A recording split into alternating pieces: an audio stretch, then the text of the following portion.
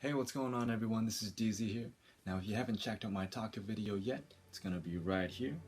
But for now, I want to talk to you a little bit about strategy. Now you've probably played a game where you've had 4 to 5 kills in the beginning. Then 10 to 15 minutes later you end up losing that game and you're probably like, how the hell did I lose that game? Well, I'm here to help you take that early lead and turn it into a dominating victory. So let's get started. In this video, I want to teach you how to win a game very early. This strategy generally works if you can get a few kills within the first 4 minutes. 4 minutes is when the minion mine spawns, and the faster you can steal it and gain vision in their jungle, the better. I want to make sure that my roamer hyper levels me to level 2 before I get to the bottoms or the jungle shop. This gives me an early level advantage to get to my second ability so that we have an edge in an early game skirmish. Once you get to the jungle shop, you want to make your purchases as fast as you can. If you can get to the shop before the other team, you will win the next fight. My level advantage on the Catherine easily gets me a kill.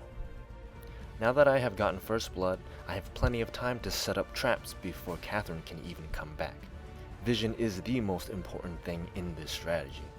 These are some locations that I recommend you to place scout traps. If you place scout traps in these zones, you will always know if the enemy enters your jungle. This scout trap in particular is probably the most important. It allows the jungler to know if the enemy is trying to flank them. It also allows the laner to see if the enemy jungle duo is going to rush a lane gank. Putting the trap here gives the laner an ample amount of time to react. In this strategy, the laner needs to push as hard as possible so the minions can also provide vision past the turret. Optimal lane vision is the best way to avoid a gank. After dropping your traps, rush to their backs and contest all of their camps. At this point, you should have a numbers advantage, an item lead, and possibly a high level difference. I know the fortress has not been able to buy any items and has lost a bit of health. I can confidently take their backs. Then the enemy goes around to try to flank me, but my trap allows me to see and my laner follows the Ringo into the jungle to help. The trap Adagio placed has dealt its damage, pushing this teamfight into my favor. We take another kill, and with the enemy survivors weakened, we can safely continue to farm their jungle. The respawn timers for all jungle camps is 1 minute. With that in mind, both roamer and jungler should always anticipate the respawn. In the downtime, farm your jungle, set up traps in recommended locations, or gank the lane. Never stray too far. You never want the enemy jungle duo to regain their jungle and take the minions back.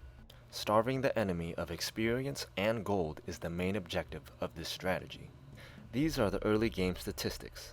I have a 19 CS lead over Fortress, and a 2 level lead on him as well. Any fight the enemy brings can be won if I can make the appropriate decisions.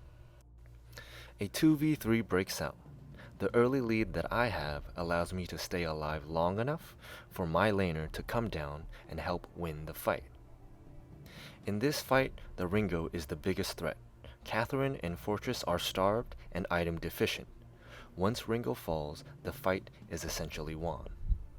The Catherine runs off low health, but chasing her would allow more time for the enemy to respawn and reposition themselves to farm their lane and jungle.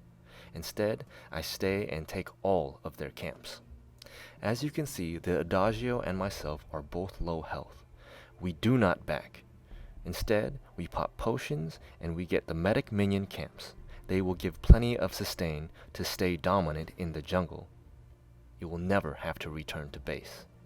If you look at the minimap, the Celeste followed the Catherine into our jungle. She probably caught her trying to steal our camps.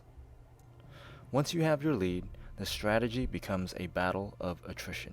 It becomes very capitalistic. The rich get richer and the poor only gets minimum ass wage, which is the 220 gold a minute that Super Evil Megacorp has decided to give you. Once the enemy jungle is secure, have the laner push hard. If the jungler on your team has a large advantage, the roam can come and support the lane to expedite the pushing process. Never leave their jungle until a turret is taken. Constant pressure is advised to maintain domination. As each turret drops, you can advance your team and camp further into their jungle, and ultimately the whole jungle will be yours. Here, my roam went to the lane to help push. I have a 2-level lead against the jungle fortress. The enemy is going to have to come at me with more than one hero to even stand a chance, but if they do, they will lose the turret. My next objective is to take the enemy minion mine. This will help push the lane. As I'm doing that, my scout trap spots an incoming fortress. I can easily duel him, and I only kill him using just 2 abilities. It didn't take much longer for one of their teammates to abandon the game, but look at the numbers here. With the gold lead that I had, I almost had more gold than their entire team. Now let's look at this strategy from the laner's perspective. I've pushed the lane into the enemy turret, and my team decides to invade. Map awareness is the most important thing as a laner for this strategy. I come down with the team, and I get kills and farm. As you can see, the laning phase is over and the score is very lopsided. As the match progresses, the Taka was off doing his own thing, so I decided to take my roam glaive and farm the enemy jungle to deny them any chance of coming back. While doing this, keep an eye on the minion wave. I try not to go far past it because I don't have much vision of the enemy. Although I am very far ahead, I try not to make any mistakes. The bounty on my life would be about 400 to 500 gold. Keep this mentality up and you will end the game with numbers like this. The enemy valiantly tried their best, but I was still able to close it out before they could even surrender. I have over 50 creep score ahead of the enemy laner, but a good portion of that was the jungle camps. That is why my gold lead was so large. Now if the strategy I explained happens to you, just know that it can be beaten. It solely depends on execution and teamwork, which proper vision will elevate the chances of your success.